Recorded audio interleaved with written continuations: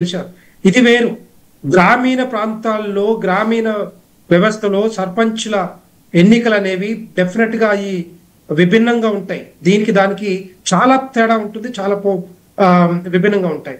ఎందుకంటే ఇక్కడ Jubilee hills by ఎలక్షన్‌లో డబ్బు పంపించినా కూడా గెలిచినా అది సెపరేట్‌గా ఉంటుంది. కానీ ఇప్పుడు 23 నెలల కాలంలో కాంగ్రెస్ పార్టీ మీద ఏ విధంగా వ్యతిరేకత వచ్చిందో వాళ్ళకి తెలుసు.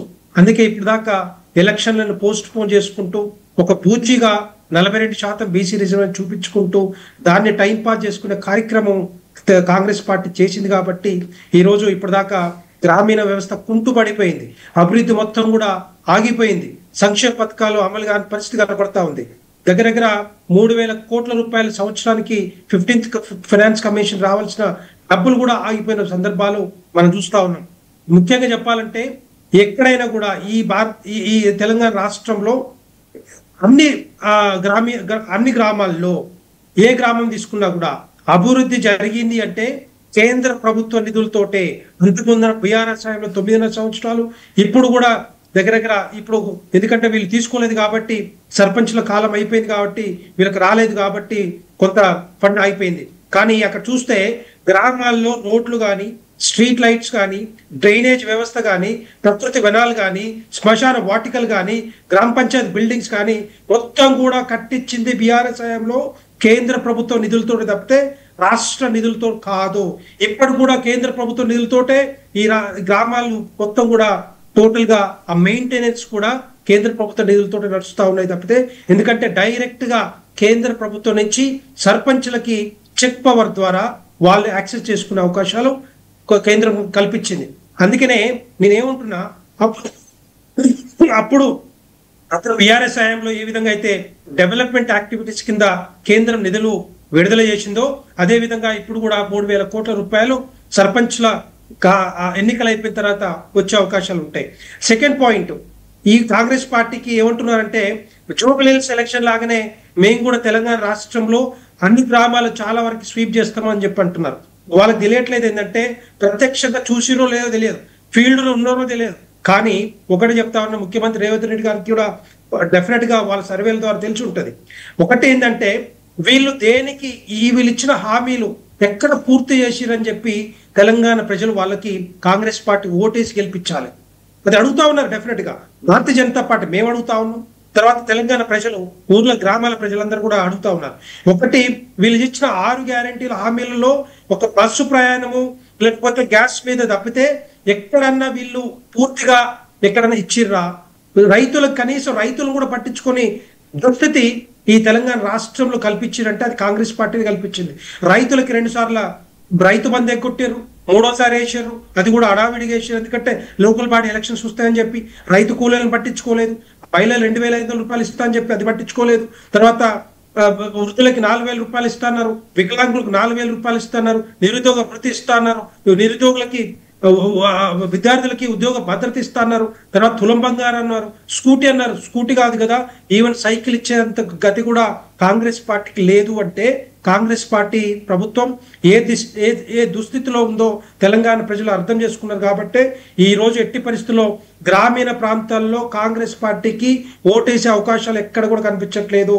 3వ పాయింట్, చాలా మంది అనుకుంటారు ఆ రైతుల సంక్షేమానికి వీళ్ళు కాంగ్రెస్ పార్టీ డెఫినెట్ గా కాంగ్రెస్ పార్టీ కొంటా ఉంది, కాంగ్రెస్ ప్రభుత్వం ధాన్యం కొంటా ఉందని చెప్పి అంటున్నారు. కానీ ఎక్కడ కూడా ప్రతి ఒక్కటి కూడా అన్నిట్లో లేటనే రైతు కూలీలు కానీ రైతులకు కానీ పట్టించుకున్నప్పుడు ఈ రోజు ఎందుకు ఓటేయాలి వీళ్ళకి?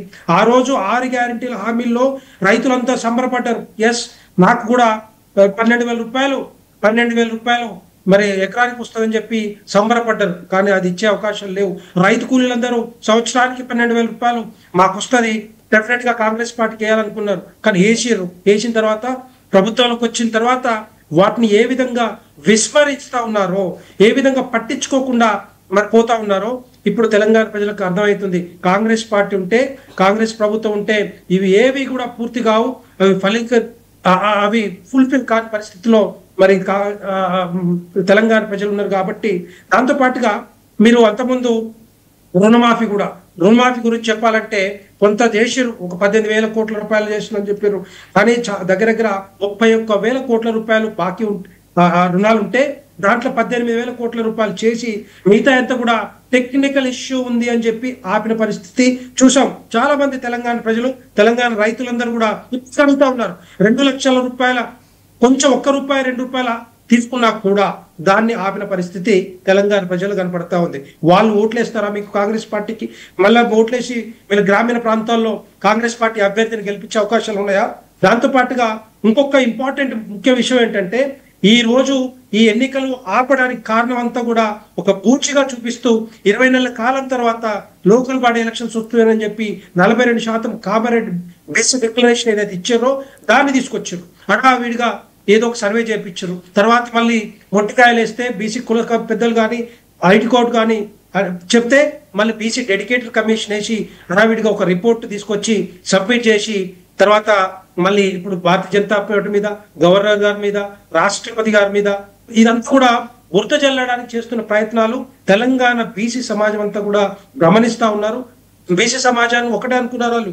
డెఫినెట్ గా 42% రిజర్వేషన్ వస్తుందేమో, వాళ్ళకు ఓటేసి గెలిపించాలని చెప్పి ఆ రోజు బీసీ డిక్లరేషన్ పెట్టిన తర్వాత రాహుల్ గాంధీ ఆ రోజు తెలంగాణ బీసీ సమాజం అనుకున్నది. కానీ ఈ రోజు చూస్తే వీళ్ళ ప్రయత్నాలు ఏ విధంగా ఉన్నాయంటే, మసిబూసి మారేడుకాయ చేసినట్టుగా దాన్ని ఏది మభ్య పెట్టి దాన్ని మరి ఏ విధంగా నయ వంచనకి బీసీ సమాజాన్ని గురి చేస్తా ఉన్నారో ఇదంతా కూడా తెలంగాణ ప్రజలు అర్థం చేసుకున్నారు. అందుకే బీసీ కుల సంఘాలు కూడా అంటున్నాయి, ఇప్పుడు కూడా మీరు తెలంగాణ రాష్ట్రంలో ఎన్నికలు పోవాలంటే అది ఓన్లీ బీసీలకి 42% రిజర్వేషన్ ఇచ్చిన తర్వాతనే మీరు పోవాలి తప్పితే మీరు మాట ఇచ్చి మడబ తిప్పొద్దు, మరి ఎట్టి పరిస్థితుల్లో ఉండాలి, కట్టుబడి ఉండాలని చెప్పి ఏదైతే ఆలోచన ఉందో డెఫినెట్ గా మరి దాన్ని పూర్తి చేయలేక కాంగ్రెస్ పార్టీ చేతులు ఎత్తేసి దులుపుకోవడానికి ప్రయత్నం చేస్తూ ఉంది. నేను రెండో పాయింట్ చెప్తున్నాను, ఎందుకంటే వాళ్ళ సీక్వెన్స్, వాళ్ళ ప్యాటర్న్ చూస్తూ ఉంటే ఒక దగ్గర నుంచి సర్వే చేసిన దగ్గర నుంచి మొదలు పెడితే వాళ్ళు ధర్నా చేసినంత వరకు ఇది కూడా ఢిల్లీలో వాళ్ళకి ఎక్కడ కూడా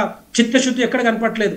ఒకవేళ ధర్నా చేస్తే రాహుల్ గాంధీ గారు కానీ, సోనియా గాంధీ గారు కానీ, ప్రియాంక గాంధీ గారు కానీ, రాహుల్ గాంధీ గారి చేతుల మీద బీసీ డిక్లరేషన్ ప్రకటించారు కదా, మరి ఆ ధర్నాకి ఎందుకు వచ్చి దాన్ని సపోర్ట్ చేయలేదో తెలంగాణ ప్రజల సమాజం అంతా కూడా అర్థం చేసుకుంటా ఉన్నారు. సో ఇది కాంగ్రెస్ పార్టీ చేస్తున్న ఫెయిల్యూర్స్.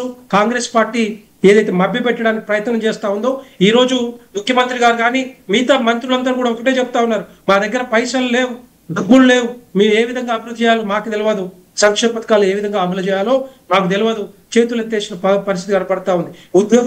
ఉద్యోగులకి ఈవెన్ జీతాలు వేయాలని పరిస్థితి కనపడతా ఉంది. దగ్గర 2 లక్షల పైన ఇప్పటిదాకా అప్పులు ఏ విధంగా తెచ్చారో, బీఆర్ఎస్ హయాంలో ఏ విధంగా తెచ్చారో అదే అడుగు జాడల్లో, అదే పాదయాత్రలో వీళ్ళు కూడా నడుస్తా ఉన్నారు తప్పితే ఇక్కడ చేసింది ఏమి లేదు.